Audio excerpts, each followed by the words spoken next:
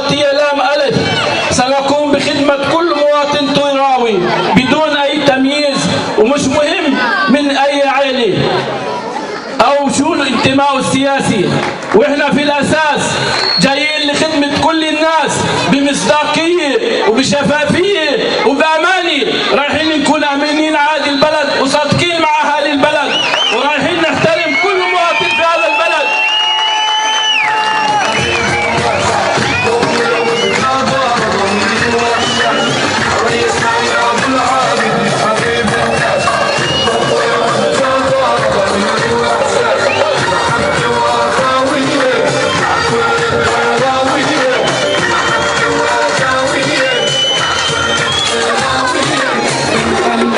معلش احنا نسينا نرحب باخواننا من آل سمارة، فإلهم كل التحية والتقدير. آل سمارة اللي ساندونا على مر 50 سنة الأخيرة، واحنا بنهنيهم ونبارك لهم إن شاء الله ناجحين في هاي الانتخابات، بنهيئ فيهم. معلش بمناسبة عيد الأضحى المبارك بنهني جميع إخواننا المسلمين وبنقول لهم كل عام وانتم بخير ومنصورين إن شاء الله. والسلام عليكم ورحمة الله وبركاته. بارك الله فيك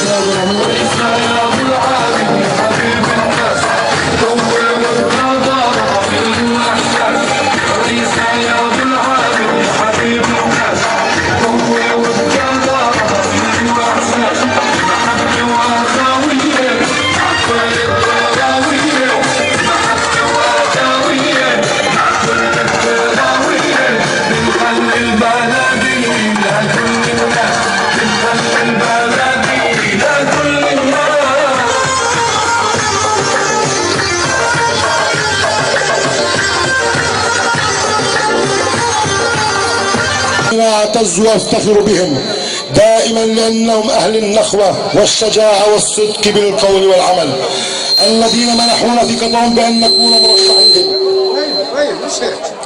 من أجل خوض الانتخابات وتمثيل في البلدية إن شاء الله. هذه الثقة أعتبرها أمانة في عنقي، لأنني أشعر دائما بالفخر والاعتزاز بكم، شيوخا نقتدي بهم ورجالا نشد أزرنا بواقفهم وشبانا نعمل معهم ولأجلهم.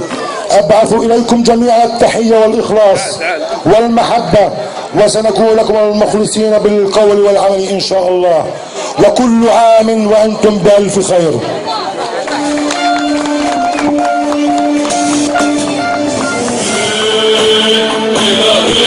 بارك الله فيك يا أستاذ.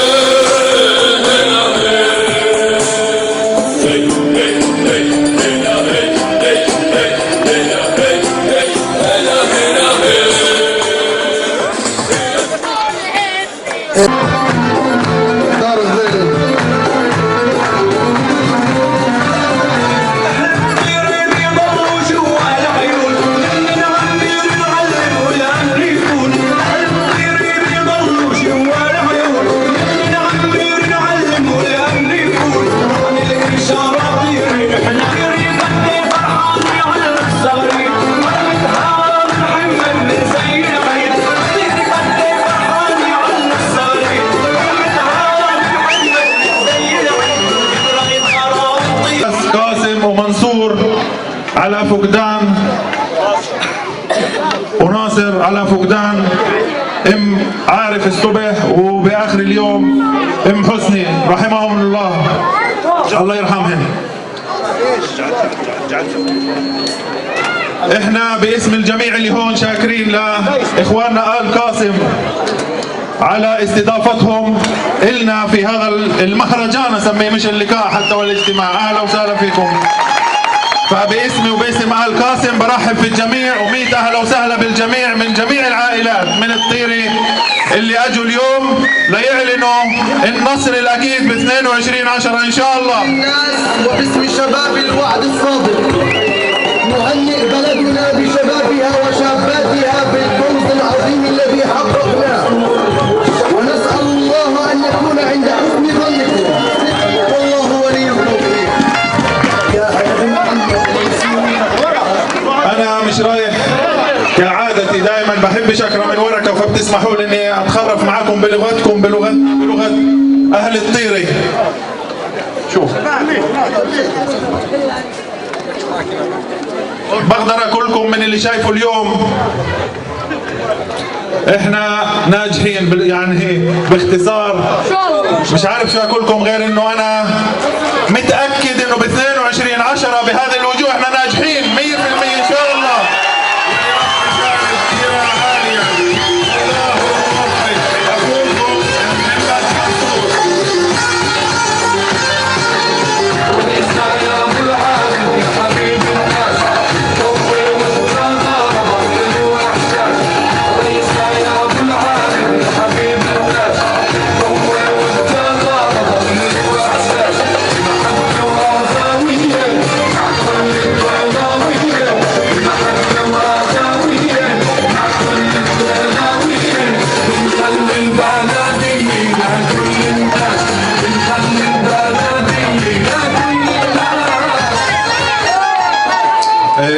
بس هدوء مشان نسمع بعض وما نطولش عليكم كثير. الله يخلي لنا اياكم وبارك الله فيكم. احنا بالفعل، ومش بقولها لانه خطاب او بدي اشجع حالي فيكم، بالعكس كل كلمه بقولها هي صادقه ونابعه بالفعل من ثقه اكيده، مش زي اللي بنشوفه امبارح مبني على اساس واهي وضعيف. اساسنا احنا قوي في وجودكم هين معانا، وانا بقول لكم النصر اكيد ان شاء الله، اكيد والله اكيد.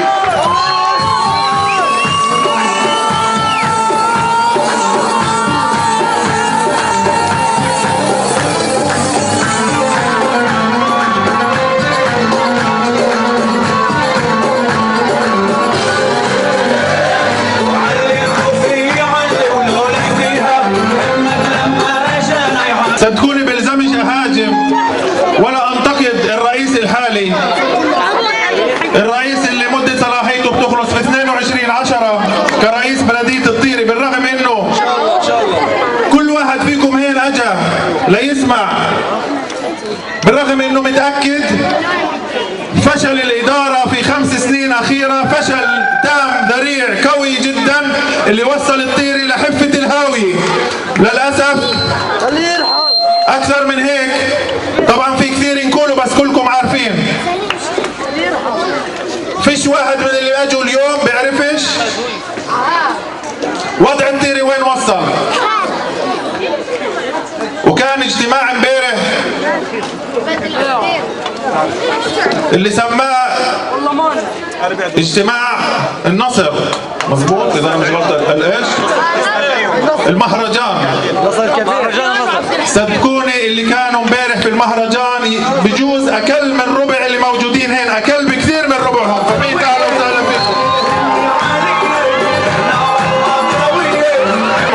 حتى بانه استعانوا بباصات من برا اللي دعمتهم فيهن الجبهه، ما قدروش يوصلوا زي ما بقول لكم لاقل من ربع اللي هنا. وبهذا الحال احنا بنعلن النصر الاكيد اليوم ان شاء الله ب 22/10.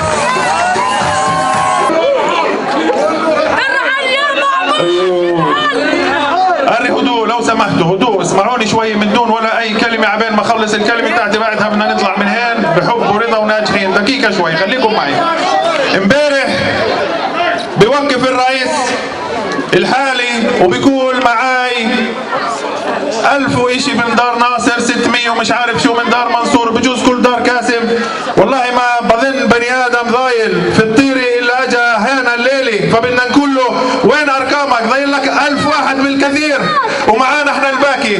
احنا رايحين نتفوق على الرئيس من دون ما اقول لكم شو الارقام، لان عارفينهن وكل واحد فيكم عارفهن. وانه يوقف واحد يقرا في ورقه كتبها قبل 5 دقائق، اي واحد له كان له اضرب، خلينا احنا نهز مشاعر الطرف الثاني وندب فيه الرعب. لا والله ما بيقدر يهز فينا ولا شيء، ما يفشل والله. بالوجود النيرة هنا احنا الناجحين من دون ما نكتب على ورقة حتى، احنا الناجحين. هدوء هدوء هدوء. هسا اذا بتضلوا تعملوا دوشة يا اولاد، بفتخر أول شغلة بيفتخر الرئيس بخلال برنامجه، الرئيس الحالي بخلال برنامجه بيفتخر بالإنجازات العظيمة اللي عملها في الطيري في ال5 سنين. بكل تأكيد بقول لكم إنه كانت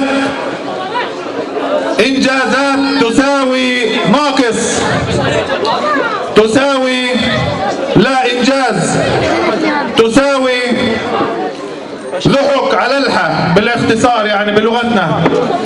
واهل الطيري اذكى من انه واحد يوقف ويخطب فيهم كلهم عندي انجازات. شو بيعمل اليوم قاعد؟ في نقص كرتسوف في البلد، تعرف شو الكرتسوف الزفتي هاي؟ بكحت في الشوارع المليحه وباخذ الكرتسوف تاعها وبحطه في محلات ثانيه مشان يرضي بعض الناس. ومش بس هذا بخليها يعني اللي بكت شوي مزفتة كام الزفتة والله اعلم وين تتزفت، واذا تزفتت الله اعلم انه اللي بده يدفع حق الزفتة هذه باخر شهر. والمفروض احنا نتعامل مع كل هذه الناس اللي بتشتغل اليوم لانه قاعد بيشتغل من دون رصيد، قاعد بيشتغل من دون رصيد، قاعد بيجيب قبل، قاعد بيضحك على اهل الطيري، بفكر انه بيضحك اهل الطيري وبيشتريهم بسيارة زفتهين ولا سيارة كرتسوف هناك. الناس مش سيل على البيع ولا مضحكة. اهل الطيري اهل كرامة واهل عز. اهل الطيري اذكى واحسن من انه يجي واحد يتعامل بكرامتهم او يمس فيهم. بجوز الناس وضعها الاقتصادي تعبان، بس هذا لا يعني ان نيجي ونستغل وضعهم مشان ناخذ اصواتهم. هذا الاشي لا ربنا بيقبله ولا عبده بيقبله. فبقول من هين بتوجيه مباشر للرئيس الحالي، احترم شوي حالك واحترم الناس اللي قاعد بتتعامل معها والناس اللي اختارتك المرة اللي فاتت. الناس حطوا في امل، الناس امنوا، الناس امنت في بني ادم اجى عمل لهم بالونات هوا، رسم صورة لحاله، صورة تضليلية. وكل اللي طلعنا فيه دورات 5 سنين دورات، وجديد علينا طالع موت المطبات، مطب ورا مطب زي اللي ماشيين على جمل.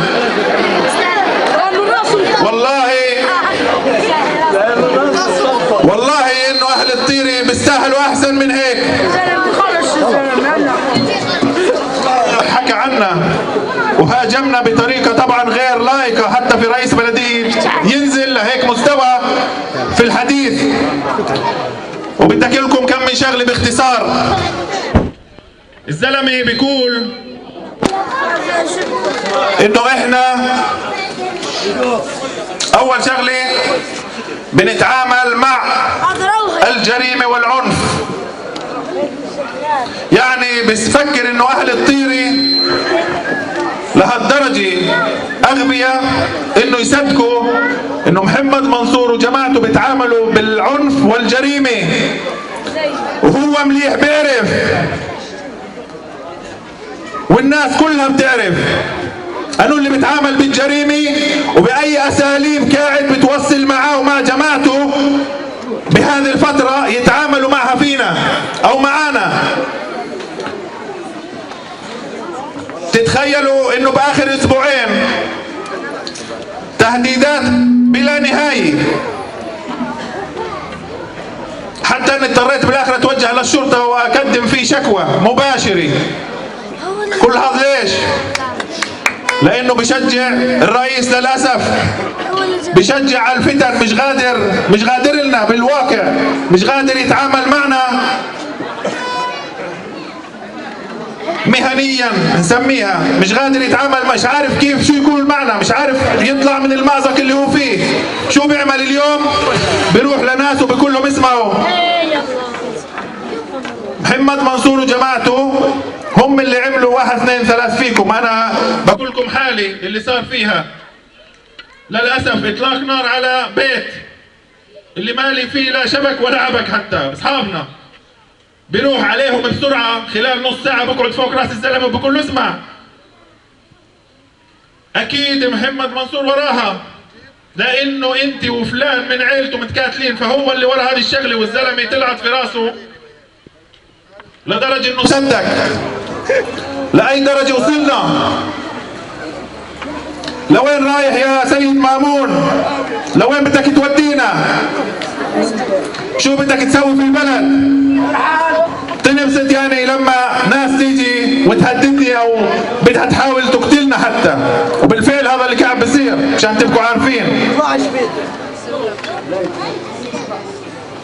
اساليب من هالنوع، اساليب من ناحيتنا مرفوضه، واساليب رخيصه بكيت اسميها وبسميها رخيصه. فشوف لك شغله غير هذه الاشياء والدواوين. وطلع لي الساعات في طلعه كان في مكتوب واصله مزور حامله، والله ولد صف اعدادي خامس رابع ما بيعمل هذه العمايل، حامل لي مكتوب وداير يقول لك يا محمد زوره.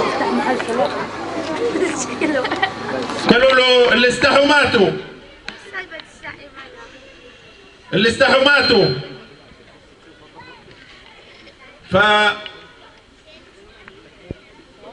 أعمال غريبة بيوصل فيها رئيس بلدية لبلد 25,000 نسمة. الناس هاي بدها تعيش، الناس بدها تشوف أمل، الناس مش بدها واحد يلوح في خراريف. الخراف هذا الناس زهكته، الناس بدها تطلع لقدام. تعال ورينا شو إنجازاتك. رئيس بلدية 5 سنين بداير دار بترجى كل صغير وكبير مشان ينتخبوه، ما انتخبوهوش بالمليح، بيبدا باساليب التهديد والوعيد، وبيعرفوا كل واحد شو عنده. اللي بده رخصة بيأجلها لآخر شهر، اللي مش قابل برضه بيهددوا انه يضروا مرته بنته اي حدا.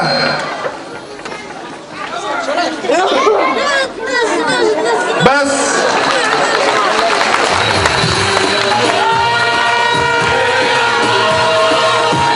كلمة بوجهها مباشرة للأحزاب والعائلات اللي باقي وما تبقى من تحالف الرئيس الحالي، نتوجه لهم بشكل مباشر. تعالوا قبل ما القطار يقطع المحطة، تعالوا لأنه بيتكم هين، انتوا أهل الدير وبتظلوا أهلنا وبتظلوا حبايبنا، ما عندناش مشاكل معاكم، بالعكس مشكلتكم مع رئيس تعرفوش حقيقته أو قسم منكم بيحاول يخبي الحقيقة اللي هو عرفها عنه. فبقول من هين للجبهة وللتجمع وللحركات الجميعها ولا جميع العائلات، تعالوا وانضموا للتحالف بيعملنا خسارة على حك الورق اللي حط عليه البرنامج تاعه شو الإنجازات. صدقوني خسارة على الحبر والألوان. بيقول بنى روضات، للي بيعرفش الروضات هذا قانون إجباري من وزارة المعارف لبناء روضات من جيل 3 لكل شيء، يعني بلدية الطيري ما ساهمتش بولا شيكل، فهذا إنجاز.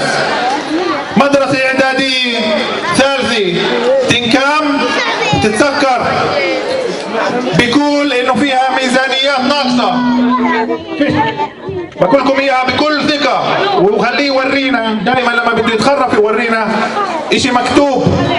بتحداكم إذا بوري إشي مكتوب غير أشياء واهية وتافهة.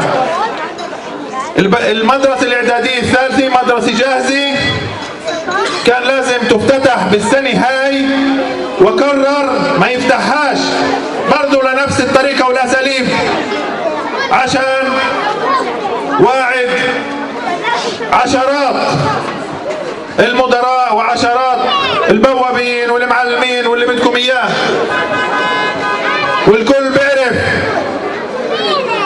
هذا الحقيقة وبيقدرش ينكر. بيقول بيفتخر عمل القسم الثالث من مدرسة طماشن الثانوية، القسم هذا كان مصادق عليه اصلا من الاداره السابقه، فبرضه هذا مش شايفه انجاز. بحكي بيقول قدمنا في عنا اليوم فريق كرة قدم، وفي عنا ملعب، وفي عنا بركي. مفكر حاله لما يقعد يحكي انه هو اللي عمل الملعب وهو اللي عمل البركي والملعب شغالي للي بيعرف يشتغل لهن عشرات السنوات. فأي انجاز هذا؟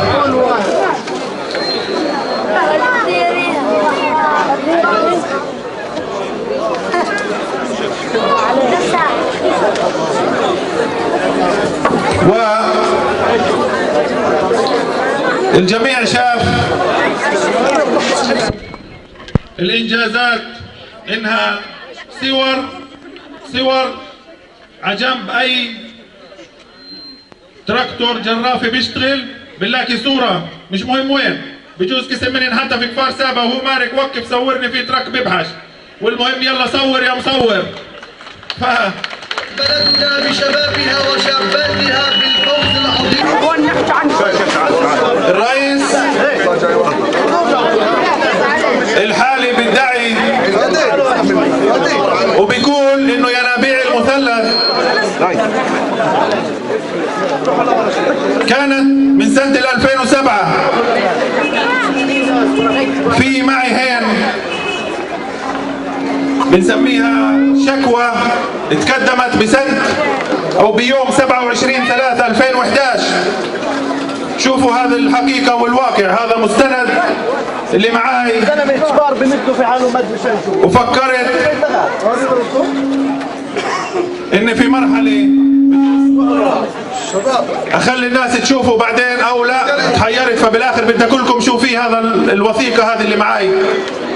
هاي دعوة متقدمة من قبل الأخ سامح عراقي ووليد ناصر النواب للرئيس الحالي بسنة 2011. الدعوة هاي ضد، شوفوا، وزارة الداخلية، الحشاب الملابي اسمه موشي ليفي، وضد بلدية الطيري. هاي عنوانها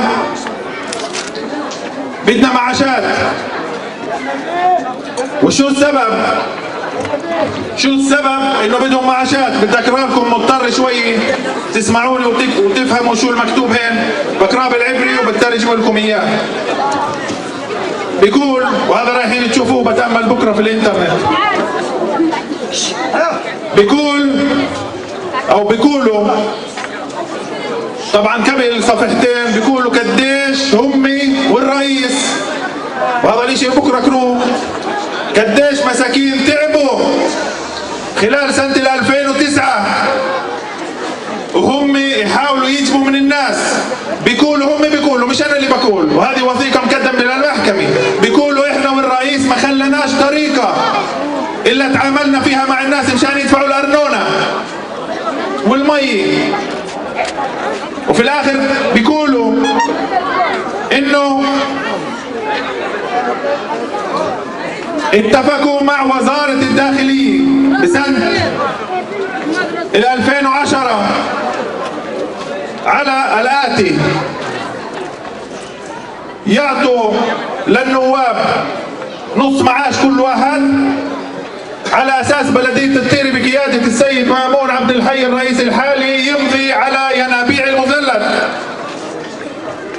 هاي الصفقة، ومش أنا اللي بقول، هم اللي بيقولوا، وبيقولوا بالعبراني هيك بالصعيف 17 بيقول بتقسيم 2010 هم بيقولوا تقتاب سخار هزقانيم بشعور مسراش 50%، اللي بيعرفش قد ايه، يعني تقريبا 15,000 شيكل بالشهر، النص وظيفي لكل احد مها عطرين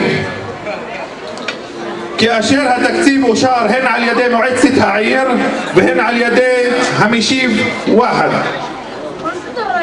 المشيف واحد اللي هو مسراد بنين كي هو تسقام وتنيت، يعني كمصروف مشروط. بشو مشروط؟ بحفعلات تأجيد ماي وبيوف بمطرة لحسوخ وتساوت ماشي ماي وبيوف بيشوف مساخة كلها وتصوت بتكثيفها رشوط الهفتية مكور ميمون لسخار هزجنين. يعني للي ما فهم شو قلت بالعربي بيقول انه خصصنا ميزانية مشروطة بال2010 يا سيد مأمون. خصصنا ميزانية مشروطة انه اذا جبنا التأكيد بدك تعطي يا مسراد هبنين معاشات لاثنين. شوفوا شو بعدها بيقولوا بيوم 26/12/2010 في يوم 26/12/2010 يعني بعد سنتين من استلام السيد مأمون بلدية الطيري شو قال؟ نحتام هسكيم بين بلدية الطيري لبين تأكيد معينوت همشولاش تأكيد ماي وبيوف. بقرا لكم شو هم كاتبين.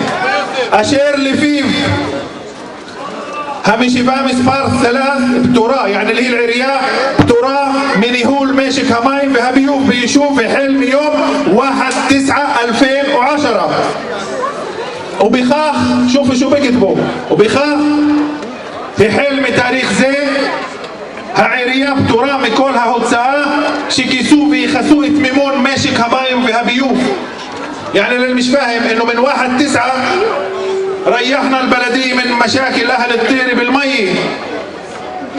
مساكين أهل الطيري اللي المي اللي من ربنا بنشرب فيها متغلبين فيها بلدية الطيري ومأمون.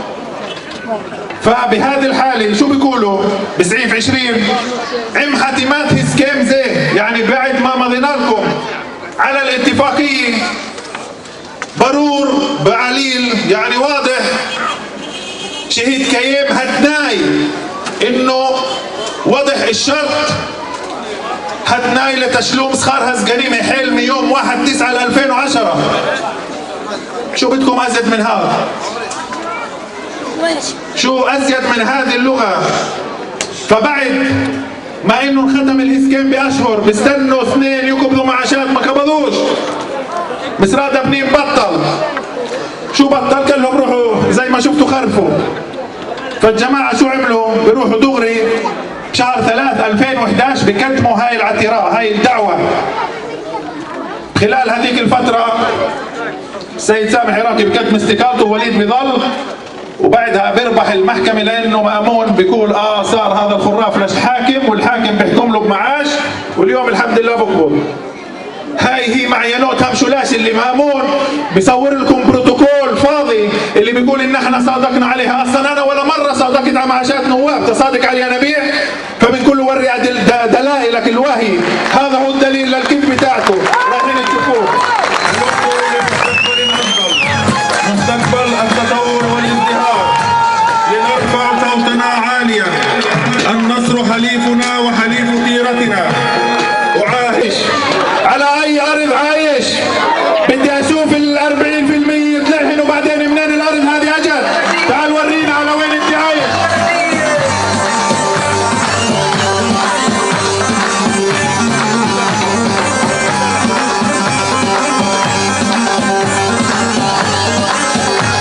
احنا جذورنا هين وجدودنا هين وكلنا هين. اما انت مأمون بحالك وين قاعد؟ اعطي الارض لاصحابها، اعطي الارض واعطي حقها للناس وبعدين تعال علينا.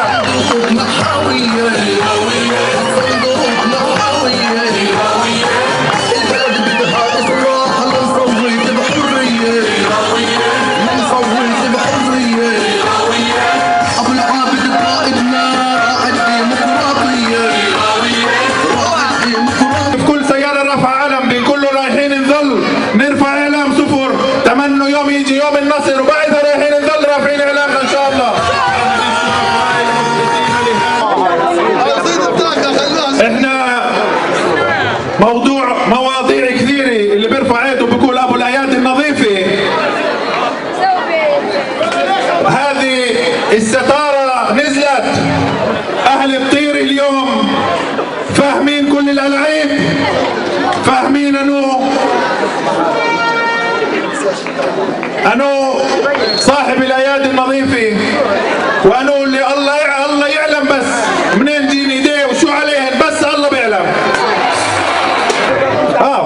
شغله بدي اقول له اياها مباشره، استعمل كل اساليبك. استعمل البوليس اللي قاعد بيحقق مع جماعتنا يوم يوم وبيحبس فيهم وبيبعد فيهم يوم يوم. بنقول له استعمل اساليب التهديد وهدد قد ما بدك. احنا بنخافش لانه الله معنا وربنا معنا. بدكم اياه في المكتوب او بنصحكم كلكم تشوفوا بكره.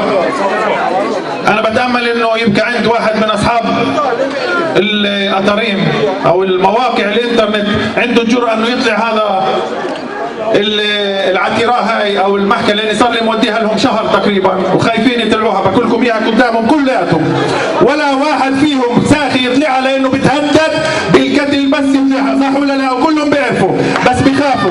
وتخافوش احنا معاكم لانه الله معاكم. حياكم الله. اخوكم محمد منصور.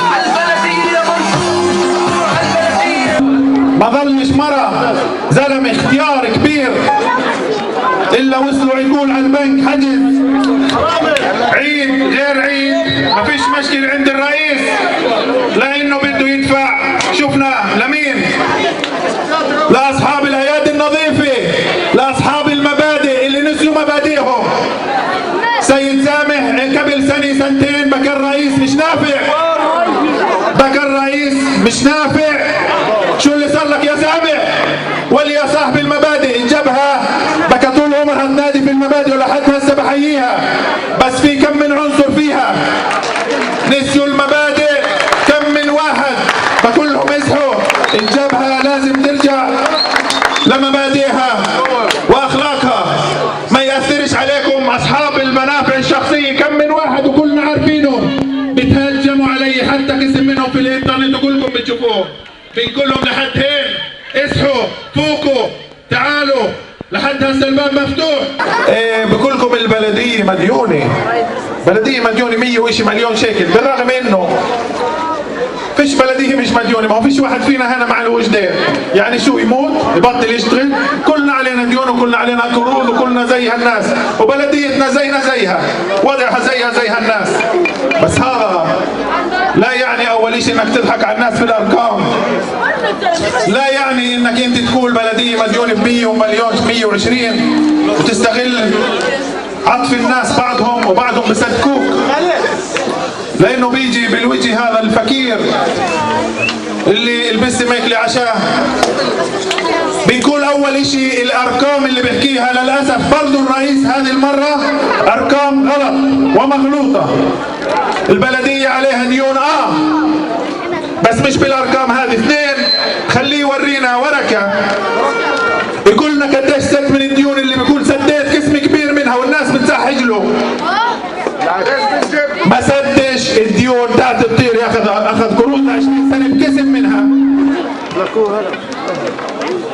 لانه لحد هسه ما جابش ولا مشروع على الطير اللي يجيب مصاري. بقول البلدية هذه بدهاش واحد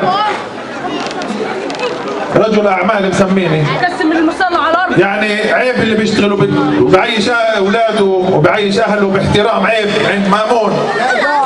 لازم نبقى احنا ناس عواطلية مشان نبقى ملاح. احنا بنفتخر اول شيء زي كل واحد فيكم هنا ان احنا ناس بنشتغل مش عطايلين. اثنين، بلدية من دون مصاري تقدرش تخدم اهل الطيرة.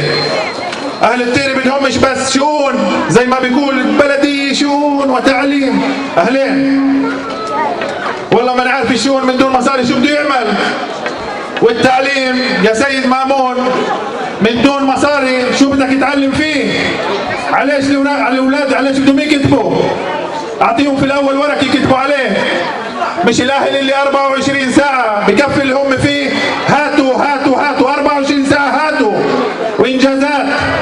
فيش واحد فيكم هنا ما ندكش على داره وقالوا له بدنا مزقان، بدنا مصاري، بدنا ورق محارم، بدنا 24 ساعة. وفيش واحد بيقدر يقول لا لابنه لانه هذا ابنه وبيستغلوا نقطة ضعفنا. ويا ويل اللي بيفتح فمه وبيقول الوضع مش مليح، يا ويله. بيبدا علامات ابنه ينزل للاسف ما سمح الله بالدين يهودن. ليه؟ لانه قسم للاسف من الموجودين في المدارس بخافوا وخايفين ينطروا، خايفين منه، بيودي لهم الاعوان، بيودي لهم يقول لهم اوعكم تتخرفوا، واي شكاوي واي شكوى من قبل اهل عالجوها على المحل، او بتسقطوا الولد بالمره بنتريح منه، او بتسقطوا الاهل. وبعدها بيطلع مدير او مديره او اللي هو بيقولوا من الخوف. ليش؟ بيقول لهم اسمعوا، اذا انتوا اتخرفتوا بيجي محمد منصور بتركم. تخيلوا هالترهيب. انا بهذه الفرصه بحب اقول للجميع الموظفين والموظفات والمدراء كلياتهم، وكل حدا بيشتغل في بلديه الطيري وباخذ منها اي شغل، كل الوقت اللي الشغل بحق الله وفيش في تدمير، انه رايحين ندعمه ونشجعه. مش مهم انه هو، مش مهم من اي عيله، احنا بنهددش حدا وبنخوفش حدا. وبنقول للموظفين جميعهم اللي بيرهب فيهم اخر فتره كل يوم بيقول لهم محمد بيجي بتركم، احنا بنضرش حدا، احنا معاكم، احنا جايين مشانكم، مشان نقيم عنكم هذا الظلم، هذا الاستبداد. مدير قسم ملوش صلاحيه على الموظف تاعه، لانه بيجي زياده الرئيس الحالي وببهدل المدير قدام موظفه، فبأي نفس بده يشتغل هذا البني ادم، بأي الموظف او الموظف. احنا اللي رايحين نرجع لكم كرامتكم يا موظفين ويا موظفات وكل العاملين في سلك البلديه وما يتبع. فلا للاكاذيب والاساليب هذه الغريبه. المدارس احنا اللي بدنا نرجع لهم كرامتهم، لا لسياسه التدخل في المدارس. المدرسه هي موضوع حساس بالنسبه لي وبالنسبه لكل الاهل. مش رايحين نخلي تدخل سياسي، وهذا وعد مني، وعد. مش رايحين نتدخل تدخل سياسي في المدارس. اللي رايح يعين ويشتغل في المدارس لجان مهنيه من ناس اصحاب خبره، على اساس نحفظ سلامه اولادنا ونحفظ عقولهم. وهذا وعد، هو برنامج اللي رايحين نبدا في تنفيذ. بيقول امبارح، بس ملاحظه كنت هسه، بيقول مامون امبارح شو محمد بده يعمل بلديه هاي تك، الانترنت. احنا كاتبين هيك انه من خلال برامجنا انه بدنا نطور التعامل بين المواطن والسلطه، ويكون برضه قسم منه محوسب. هذا عيب، عيب. كيف بدها تبقى اسلوب الوسايط؟ فهذا مامون شو بيقول امبارح؟ بيقول والله اذا امي بدها تتخرف مع البلديه لازم يبقى عندها انترنت. طلع هالوصف ما اشلبه. لا، بدنا نضلنا في الكتاب. طلع اللي بيقول انا بدي ادعم العلم والتعليم، حتى القانون بدوش ينفذه. اليوم العالم العصر بيطلعوا قاعدين ما بعد القمر، واحنا الساعه بنستحي. ورئيس الحالي بيقول انه عيب بده يعمل انترنت في البلديه. والله ماني فاهم شو فيها عيب. شايفين فيها عيب؟ حدا بيشوف انه تطور عيب؟ والله لا. رئيسنا الحالي بيقول عيب، عيب. وعدنا لكم مباشر بانه حالكم رايح يكون احسن حال في اي بلد عربيه. وعد الي مني لكم، وعد.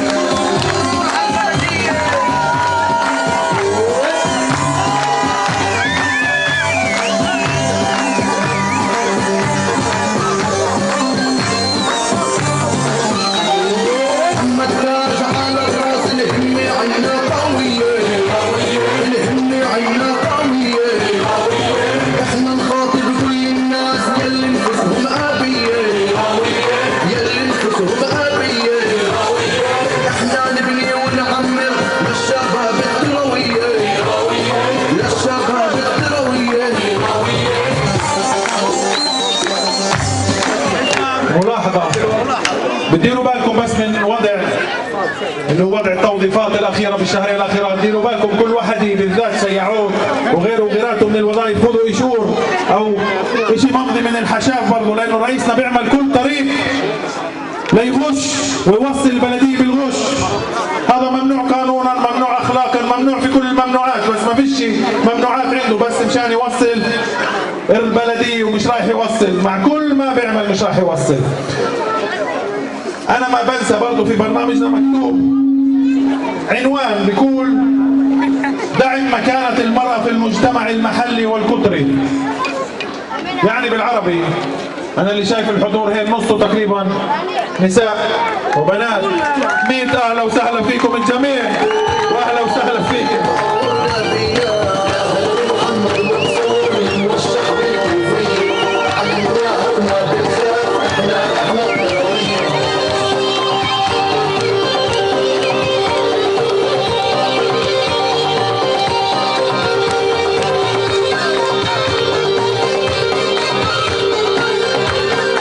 المرأة رايح يكون لها عندنا مكانة خاصة زي ما قلت قبل، احنا مش بنمن عليها. المفروض المرأة تكون شريكة بكل قرارات بتتخذ في هذا البلد، لأنها بالفعل شريكة، وهي مشاركة هنا ما شاء الله بكل احترام. من برامجنا بقرأ لكم شوي بس عشان تعرفوا شو احنا. في شيء اسمه بريد، حدا سمع عن البريد؟ في كفار سابا وحتى كوخافيير صار فيها بريد، وبلدنا فيها بريدون، يعني ما يسمى بريدون يعني بريد صغير اللي بكفي يستقبل 3 في اليوم 4. أول شغلة راح يكون فيها طبعا تحويل البريد لبريد. البريد مش راضي يتحول لبريد لانه الرئيس المانع بسبب انه اللي بيرسي عليه العطاء دائما واحد مش من جماعته، بالصدفه موجود عندنا اليوم. البنيه التحتيه ما فيش. طبعا رايحين طور ونعمل، ورايحين بالرغم انه هذا بيزعل الرئيس الحالي نطور الحالات الاقتصاديه في البلد ونشجع كل مستثمر من هذه البلد يستثمر فيها، ورايحين نمد له يد العون، ورايحين نساعده ونجيب له البنوك الاسلاميه. امبارح بيقول محمد يفتح بنك اسلامي، اول مره بسمع فيها هاي، بس بيكون لنا الشرف ان نجيب بنك اسلامي، بيكون لنا الشرف مش عيب. تكون منا محاربه عنيفه لهذه الظاهره. البلد لازم كلها يكون فيها طرق محترمه، اناره، اضواء. الاناره شفناها بس اخر شهر، للي زعلان يطلب ضي يلحق حاله. اخر شيء هذا بعطيه اليوم الرئيس بحط له عمود وضي عشان الانتخابات.